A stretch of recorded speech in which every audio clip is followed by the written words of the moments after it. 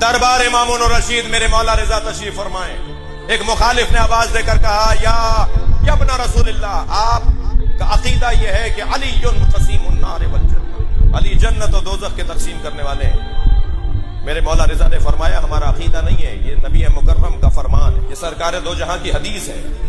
یا علی انت قسیم النار والجنہ، یا علی تم جنت و دوزخ کی تقسیم کرنے والے ہو. برابر سے مامون الرشید کی آواز آئی، فرزند رسول مجھے یہ حدیث سمجھ میں نہیں آتی. حضرت نے فرمایا یہ حدیث سمجھ میں نہیں آتی تو ہم ایک اور حدیث تمہیں سمجھاتے ہیں، سناتے ہیں جو اسے سمجھائے گی. حضرت نے فرمایا یہ تو نہیں سمجھ میں آ رہا کہ علی جنت و دوزخ کی تقسیم کرنے والے ہیں، یہ حدیث تو سمجھ میں آتی ہے یا علی حبو کا ایمان و بغضو کا کفر. یا علی تم سے محبت کرنا ایمان ہے، تم سے نفرت کرنا کفر ہے. جو علی سے محبت کرے گا مومن ہے، جنت میں جائے گا. جو علی سے نفرت کرے گا کافر ہے، دوزخ میں جائے گا. تو علی ہی تو جنت اور دوزخ بھیج رہے ہیں.